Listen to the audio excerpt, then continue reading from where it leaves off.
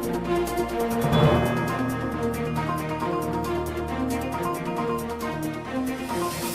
week in the Boardroom, brought to you by corporate board member and host NYSE Euronext, along with governance knowledge partners, the Center for Audit Quality, and Grant Thornton, and contributing partners, National Investor Relations Institute, and the Society of Corporate Secretaries and Governance Professionals.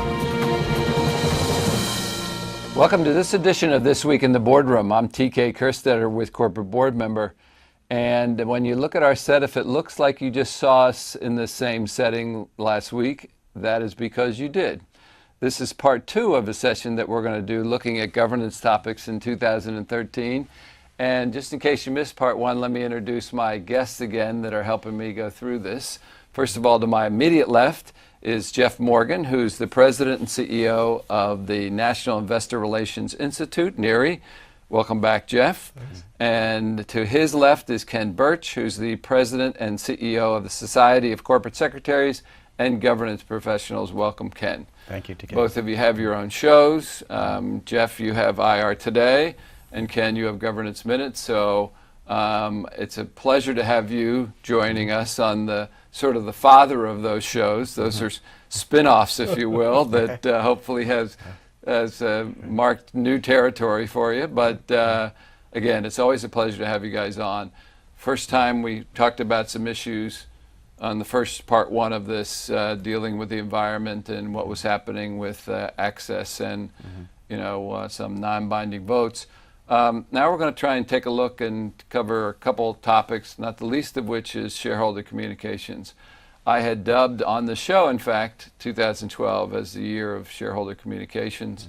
Little did I know that, in addition to having some increased efforts on all companies' parts to make sure that they would reach the shareholders, we've seen other, processes in place. And now looming on the horizon is this issue of directors being requested to go in front of shareholders to talk about, the audit committee or the comp committee. So, we had seen some publicity at one time about the 5th analyst call that never got much traction, and that was not too far different than sort of what's being proposed in this case. But we have seen some companies sort of play around with this. So, Jeff, what's the prognostication on the horizon? Is this something that companies should worry about? Well, let me take a step back. And I think that where we've come from is the separation between going out and making an investment proposition and the governance side. And, years ago, IR dealt with potential investors, and the governance was left off to the side, and there wasn't really a lot of pulling those together. I think what we've seen over the past few years is a much more aggressive and thoughtful approach by companies to integrate those, and also bring in the corporate secretary and the investor relations professional and others, and have a year-round conversation, not only about why it's a good investment, but any governance concerns. So we've seen that move through Say on Pay, and we've seen the proxy and other information become maybe less legal and more informative. And so now we're just progressing down the road where potentially board members are becoming part of that process. So I think this is just a natural evolution, and I think those companies that are not doing any of this need to really pay attention to this, because I think this model is becoming the norm. Well, Ken, that's something that your organization has certainly seen, and your group has the responsibility of specifically sort of working with that board on the agenda and potentially on board composition. Right. And that's the underlying issue, and certainly that we can look at from the board's perspective. If all of a sudden there's this expectation that board members are going to have a skill set of presentation skills or being good at that, that maybe changes a little bit the way that you look at who's the chair of your committee, or coming up with another plan on your board on who's going to do those kind of presentations. Yeah, I think that this has evolved, and that boards should expect that they may come under circumstances in which a director will be asked to speak to a major shareholder, and that they will want to do it, given the pressures at that point in time. And so there is a skill set issue there. And this isn't necessarily the whole board. It's more likely to be on compensation issues, which are particularly tricky for the CEO to talk about if you're talking about CEO compensation. There has been just tremendous developments since Say on Pay has come in dialogue between issuers and shareholders, and in many of those cases, a significant minority, although it is a minority, directors have come into the equation. Most of the larger companies now feel some pressure to respond when a major shareholder wants to speak with the director. It doesn't mean they always say yes. It doesn't mean they always say yes to every shareholder, and there are smaller shareholders that may be more agitating, where you really have to think twice about the use of the director's time and what makes sense. But there are communication skills that are important, including dealing with FD issues, disclosure issues. If a director is talking directly to shareholders, they need to understand what they can say and what they can't say. Well, when you look at this issue from a corporate or securities attorney that's advising the board, this makes them, very nervous to have a process like this. But, I think we all know that there's going to be companies that are equipped to do this, that are going to embrace this, that are going to go out and make honor some of these larger shareholder requests. And doesn't that sort of set a pattern that puts pressure on everybody, in fact, if that happens, which we all believe it will? And it is happening. So absolutely, investors know that they got that access over here, and they're going to be quite critical where they're turned away at your company. Yeah, and same thing, I'm sure, from your organization, Joe. Yeah, and I think it's key for the company to look at this and be talking about this well in advance of this door being knocked on, and for you to develop policies, develop your board, talk about Reg FD issues, and have an approach that really represents the company the way you want it to be represented. And Ken, hopefully boards who see this will be receptive when the corporate secretary says, hey, this is a planning thing that we have to be on the front end of. Right. It's always good to get ahead, and this is one you should be ahead on. Yeah. At the same time, there are other things you can do, including doing as much as possible to make your communications effective, including the proxy statement. Start with the things that are in your control that you're putting out there. And most of the shareholders want to have their questions answered without picking up the phone because they're busy as well.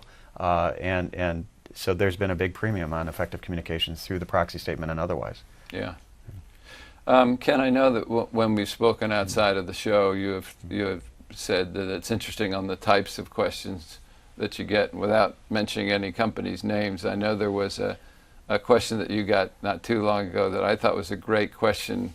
Really dealt with the issue of communications. Can you sort of share that part of the story, and then we can sort of, it's relevant to talk about. Yeah, and to be honest, the question is coming up at a number of companies. So there's a premium on relationships, on engagement, and you're a company that has no present issues that you're aware of, no real issues.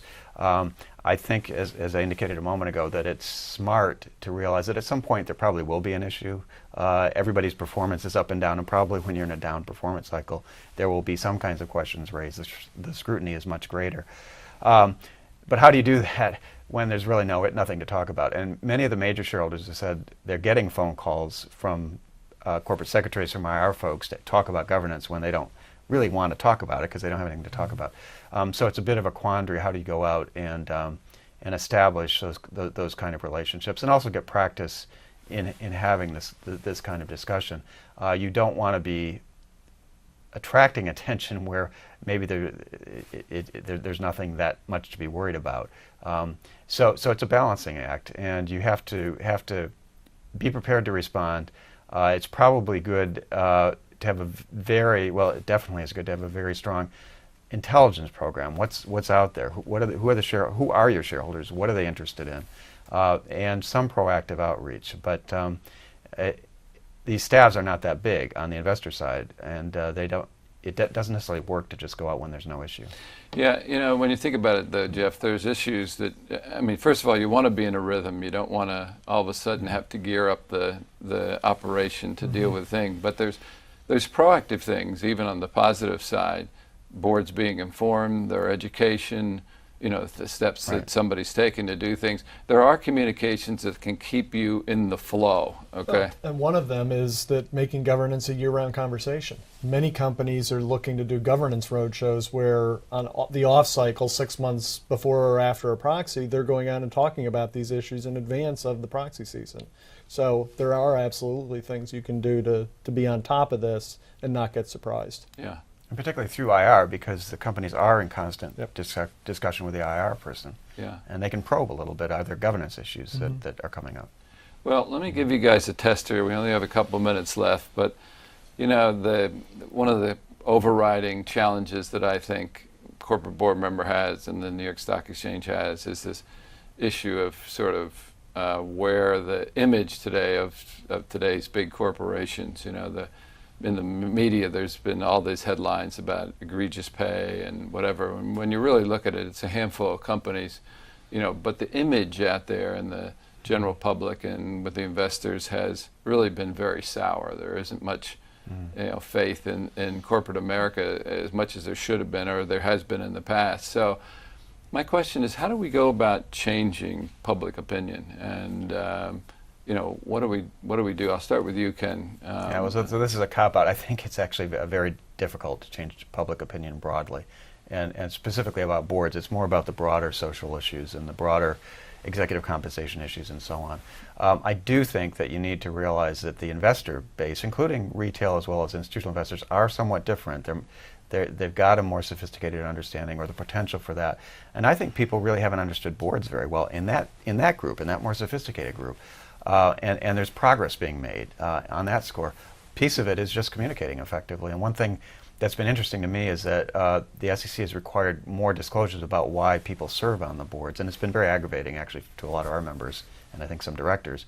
But that's actually helped, that you can see sort of why this group of people is selected, why there's a balance between different skill sets on a board. So that can help with the sophisticated audience. I think for the broader public, it's a very tough challenge, and I'll turn to Jeff for the answer.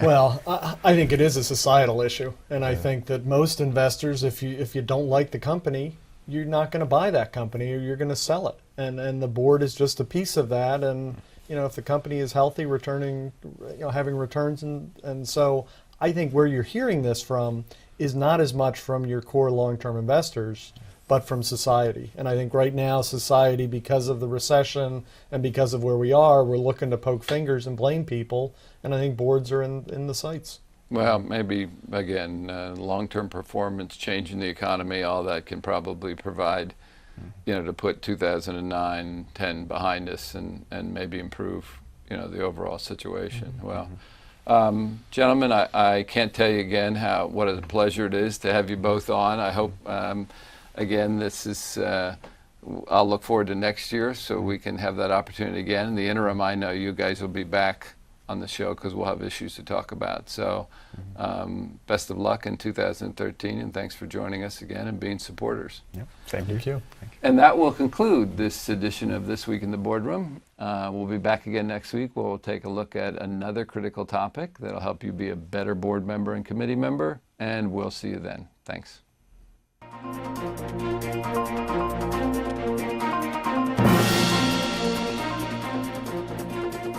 Join us again next week for This Week in the Boardroom, brought to you by corporate board member and host NYSE Euronext, along with governance knowledge partners, the Center for Audit Quality and Grant Thornton, and contributing partners, National Investor Relations Institute and the Society of Corporate Secretaries and Governance Professionals.